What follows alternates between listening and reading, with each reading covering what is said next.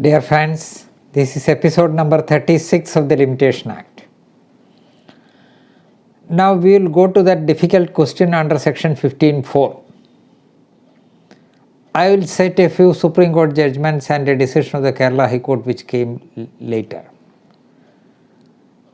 Before citing these decisions, I draw your attention to some of the provisions in the Limitation Act and also some of the provisions in the CPC.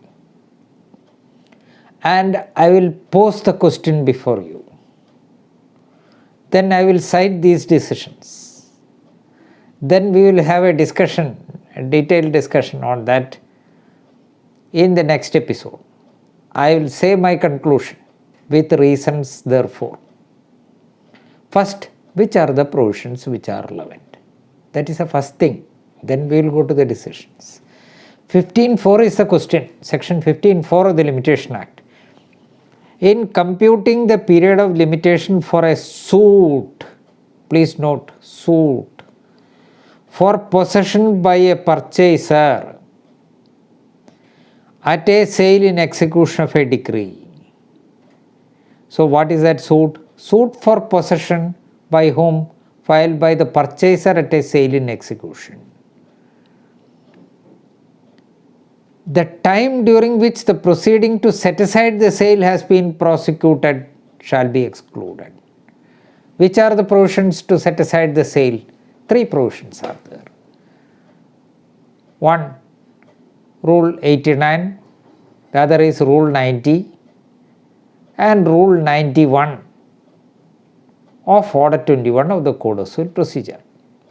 We can also say that section 47 CPC applies.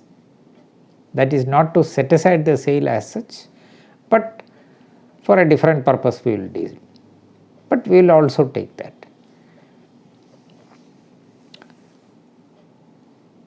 The time during which the proceeding to set aside the sale has been prosecuted shall be excluded. So here what is meant is Rule 89, 90 and 91, not 47 at all.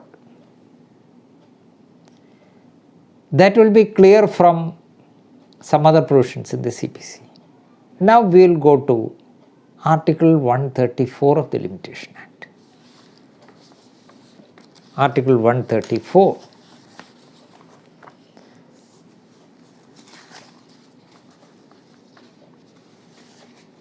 Article 134 is third division applications.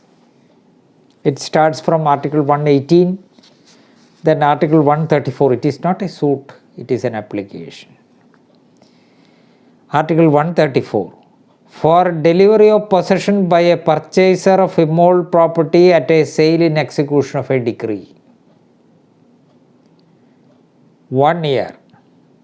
Period from which the time begins to run, from which period? When the sale becomes absolute. So 134, Article 134 of the Limitation Act provides that the purchaser in a sale in execution can apply for delivery of possession within 1 year from the date when the sale becomes absolute. Which is the provision where the sale becomes absolute? I said that Rule 89, 90 and 91 are the applications, are dealing with the applications to set aside sale. Now, Rule 89 of Order 21 is to set aside the sale on making the deposit of the decree amount plus interest, this cost, etc. That is, can be done within 60 days. If it is done, no further inquiry, whether the deposit is correct or not is the only question, the sale will be set aside. Then Rule 90, application to set aside the sale on the ground of material irregularity or fraud. So if the court finds that the sale is vitiated, the court auction sale is vitiated by material irregularity or fraud in publishing and conducting it, plus substantial injury, this aspect, etc., substantial injury by reason of such irregularity or fraud also must be proved. On that ground, the sale can be set aside. Rule 91 provides for setting aside the sale at the instance of the auction purchaser on the ground that the judgmentor has no saleable interest. So here 91 strictly does not apply. So who applies for delivery? Auction purchaser. So if an auction purchaser who wants the sale to be set aside will not apply under Article 134, he will not. Let us take it. Now 92, Rule 92 of Order 21. This is very important for our purpose. Where no application is made under Rule 89, Rule 90 or Rule 91, or where such application is made and disallowed, the court shall make an order confirming the sale, and thereupon the sale shall become absolute. Two words are there. Confirm the sale plus the sale becomes absolute. Article 134 uses the expression in the third column absolute when the sale becomes absolute. So what is the procedure?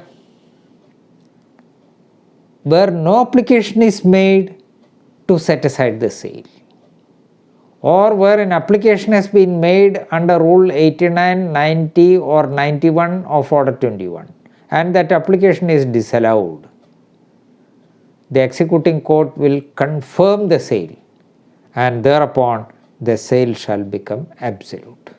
So we have got that provision. Sale becomes absolute. Article 134 of the Limitation Act provides for delivery of possession. The decree holder, the auction purchaser can file an application for delivery. The period is 1 year. Then another provision, section 65, purchaser's title, 65 CPC, where immovable property is sold in execution of the decree and such sale become absolute, the property shall be deemed to have vested in the purchaser from the time when the property is sold and not for the time when the sale becomes absolute. Take a case where the sale was held on 1/1/2020.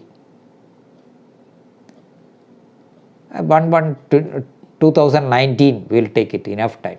1/1/2019. An application was filed under Rule 90 of Order 21 to set aside the sale. Within 60 days the application was filed. It took about 6 months' time to dispose it off. That application was disallowed. That means after 6 plus 2, 8 months elapsed. Then that application is dismissed. What shall be done? The sale shall be confirmed. And on such confirmation, the sale shall become absolute. So let us take it that on 1/9/2019, the sale became absolute. 1/1/2019 was the date of sale. 1/9/2019 was the date of the sale becoming absolute. Section 65 of the CPC provides that the title to the property in question passes to the auction purchaser from the date of sale and not from the date on which the sale becomes absolute. So the title of the property vests in the auction purchaser on 1/1/2019 and not on 1/9/2019 when the sale becomes absolute. So we have seen that also. Now, another provision is Article 65 of the Limitation Act. Article 65 provides for, that is a suit. Article 134 is an application for possession of immovable property or any interest therein based on title. 12 years, period of limitation. Time begins to run when the possession of the defendant becomes adverse to the plaintiff. That is a change brought out in 1963. It is not 12 years from the date. Suppose property belongs to A. B dispossesses the plaintiff, dispossesses A. What is the period of limitation for filing a suit by A against B? Normally 12 years, we can say. Under Article 65, the period of 12 years begins to run not from the date of trespass, but from the date when the possession of the defendant becomes adverse to the plaintiff. We will discuss, when we discuss Article 64 and 65 in great detail, we will discuss it. The difference between, along with adverse possession. Detail we will discuss. So this is 65. For possession of immovable property or an interest therein based on title. So it is a title suit that occurs in Part 5, suits relating to immovable property. Then in Article 65 of the Limitation Act, there is an explanation. And in the explanation, there are 3 clauses. We are concerned with clause C, which provides, for the purpose of this article, C, where the suit is by a purchaser at a sale in execution of a decree, when the judgmentator was out of possession at the date of sale, the purchaser shall be deemed to be a representative of the judgmentator who was out of possession. What does it mean? Suit is by a purchaser. So A is the plaintiff, B is the defendant, and B's property was sold in court auction. So who is the owner of the property? B. After sale, sale becomes absolute. C purchased the property in auction. So the title to the property of B passes to C on the date of sale. Just before the date of sale, on the date of sale, B was out of possession of the property. B is the title holder, B was out of possession of the property. So what is to be done? Auction took place, sale confirmed. So the property is in the possession of C, a stranger. What is that C has to do to oust that stranger? He has to file a suit. Property is in the possession of D. C is the auction purchaser. Property was trespassed upon by D when? Before the date of sale. So on the date of sale, at the date of sale, the purchaser, when the judgmentator was out of possession at the date of sale.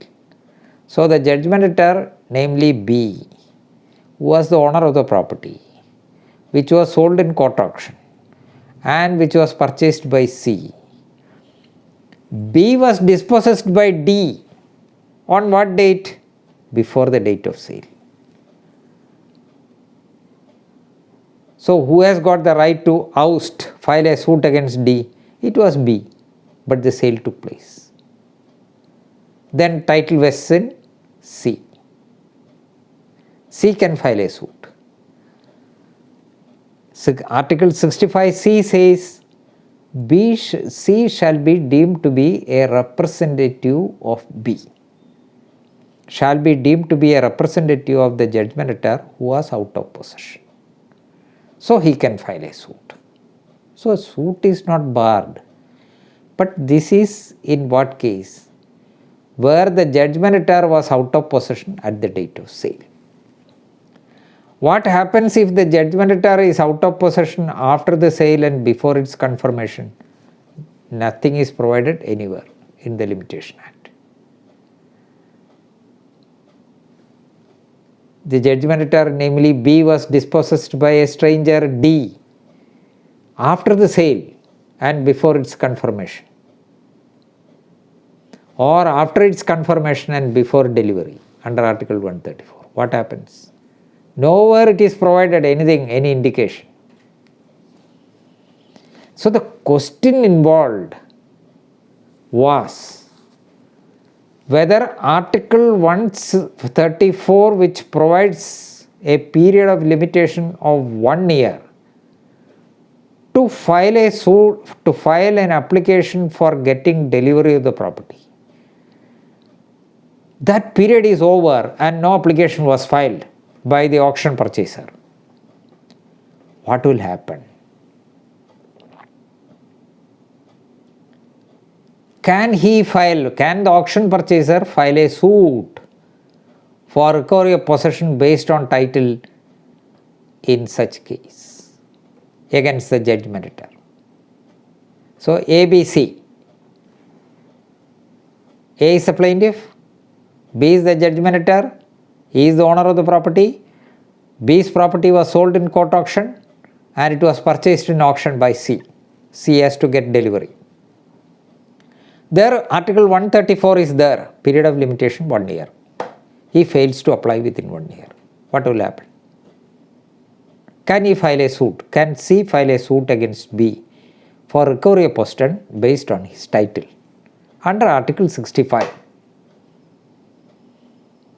There are decisions to the effect that a suit will lie. There are decisions to the effect that no suit will lie. All by the Supreme Court. And in none of these decisions, the provisions which I mentioned here earlier have been mentioned. So I am putting forward this question for your consideration. Think of it. Read these provisions. Apply your mind unpolluted by any decision. And then find out an answer. Again, my question is this. A filed a suit against B. Suit was decreed. Let us take it money suit.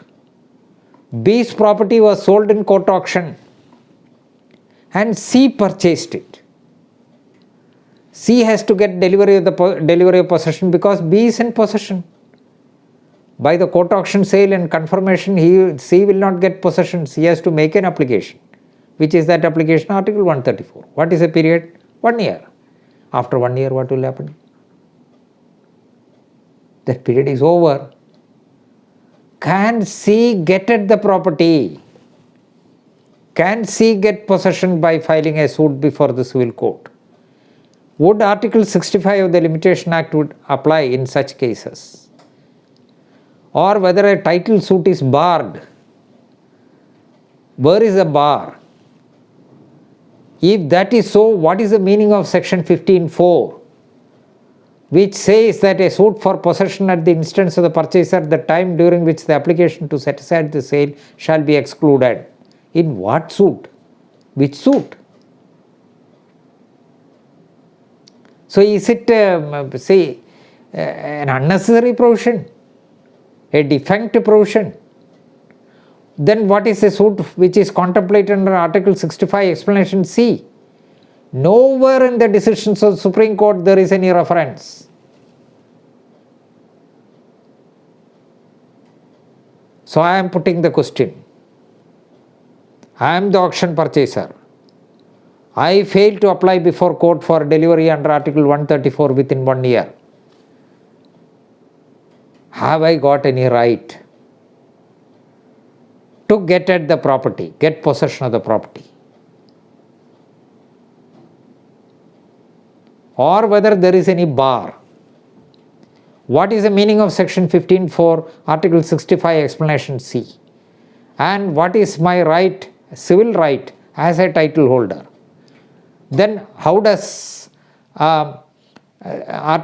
section 27 of the Limitation Act apply? 27 says that at the expiration of the period of limitation hereby limited to file a suit for possession, the title itself will get extinguished. What is that?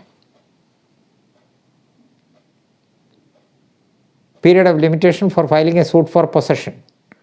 Then only there will be extinguishment. Would there be extinguishment of the title of the auction purchaser on expiry of the period of limitation under Article 134? Nowhere it is provided. Section 27 will not apply. 27 will apply at the expiration of the period hereby limited for filing a suit. Let us see 27. Extinguishment of right to property. At the determination of the period hereby limited to any person for instituting a suit for possession of any property, his right to such property shall be extinguished. That is why in the first episode or second episode I said that this is an exception to the rule that the limitation only bars the remedy but not the right. Here the right itself is extinguished. I dealt with that in the beginning, either in episode 1 or 2. So, where is the question of extinguishment after 1 year? Because Article 134 is not a suit for possession. A suit for possession under such circumstances comes under Article 65. What is the period of limitation? 12 years. And even assuming that, then the question is whether 47 will apply. Section 47 of CPC. 47 provides what? 47 provides that all questions arising between the parties to the suit or their representatives relating to execution, discharge or satisfaction of the decree shall be decided in the execution proceeding and not by a separate suit. And an auction purchaser shall be deemed to be a representative. This is 47. All questions arising between the parties to the suit in which the decree was passed or their representatives and relating to execution, discharge or satisfaction of the decree shall be determined by the court executing the decree and not by a separate suit. And then explanation. 2. For the purpose of this section, a purchaser of the property at a sale in execution of a decree shall be deemed to be a party to the suit in which the decree was passed. So let us take it that it is 47 applies. Here 47 may not may or may not apply is the question. What is a question which is relating to execution, discharge or satisfaction of the decree? Whether that element is present here. Execution, discharge or satisfaction of the decree. When a suit is filed. Or even if the auction purchaser is termed as a representative. Article 65C says that he shall be the representative of the judgmentator when the judgmentator was out of possession at the date of sale. So, let us take it that he is a representative. Then it is section 47 or their representatives. So, that will come in. Then, what is the period of limitation? No specific provision. If so, Article 137 applies. Any other application for which no period of limitation is provided elsewhere in this division, 3 years, when the right to apply accrues. So, after 1 year under Article 134, would it lapse? Would the right go?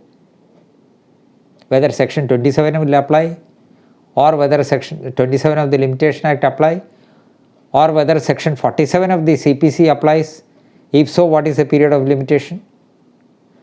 Or what is the scope of Article 65 being applied and the period of limitation being considered as 12 years as provided therein if a suit is filed? Suppose he is not the auction purchaser but an owner of the property. I said that I am the auction purchaser. I am the owner of the property. My property is trespassed upon or is in the possession. I find that some stranger is in possession. I can file a suit for getting delivery, for getting possession of the property on declaration of title or recovery of possession or both, whatever it is. I can file it. What is the period of limitation? 12 years under Article 65. Only because of the fact that I am the auction purchaser, would I lose that right is the question. And where two interpretations are possible, which will prevail? So the question is whether Article 134 of the Limitations Act only provides for a quick remedy in the execution itself, or whether it will be a bar. If it is a bar, there must be a clear provision. Where is a clear provision? Nothing. Now, we will have discussion in this. You may read, I will cite decisions, you may read also. Then while reading it, we will have further discussion. Just I will cite the decisions. 2006 3 SEC 49. 2006 3 SEC 49.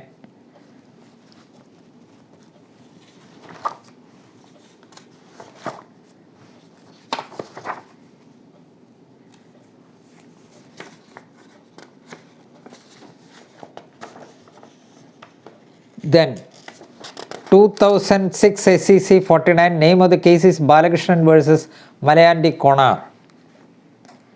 Then 2005-9 SEC 354, KR Lakshmi Narayan Rao versus New Premier Chemical Industries.